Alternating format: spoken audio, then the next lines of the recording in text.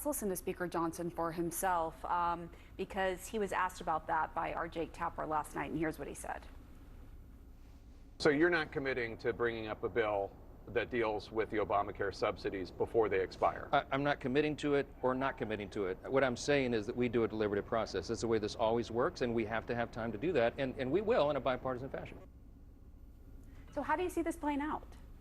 Well, let's understand, this is the same group of people who rushed back to Washington in early July to enact their one big ugly bill. The largest cut to Medicaid in American history, ripping health insurance away from about 14 million Americans. At the same period of time, they enacted a $186 billion cut to nutritional assistance. These people literally ripped food from the mouths of hungry children, seniors, and veterans.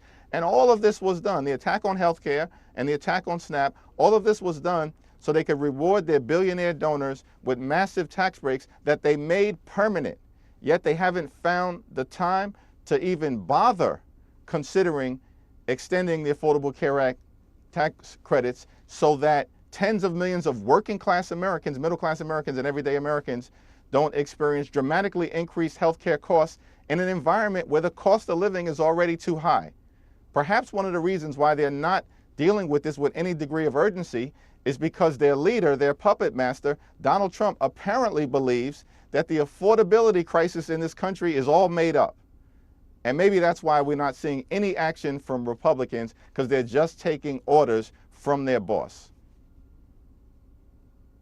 Congressman Marjorie Taylor Greene on, who actually has expressed the concern about affordability in America and the continuation of those ACA subsidies. As you know, she has been a fierce defender of President Trump, but recently she's run counter to the White House message, and her change of tone has not escaped the president's notice. I want to take a listen to this.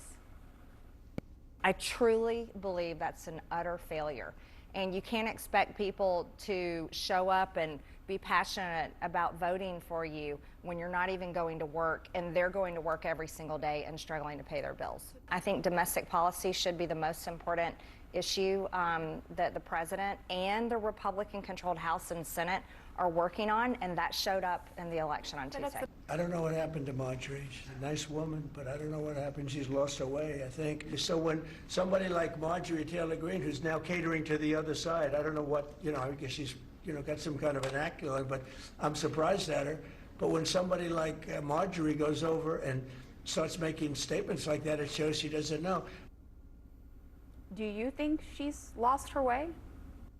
I think Marjorie Taylor Greene has correctly indicated that Donald Trump and Republicans have spent more time focused on bailing out their right-wing dictator friend in Argentina. They found $40 billion to bail out Argentina, but can't find a dime to make life more affordable for the American people. Yeah, that's a problem.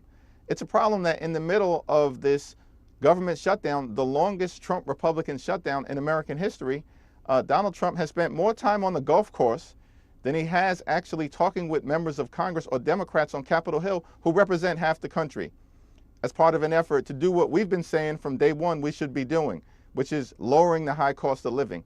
Donald Trump, in fact, promised on day one to lower the high cost of living, but in America, costs aren't going down, costs are going up. Housing costs under Republican policies, through the roof. Grocery prices, through the roof. Electricity costs, through the roof. And now, tens of millions of people facing these unprecedented, dramatic increases in health insurance costs, and Republicans don't give a damn about it.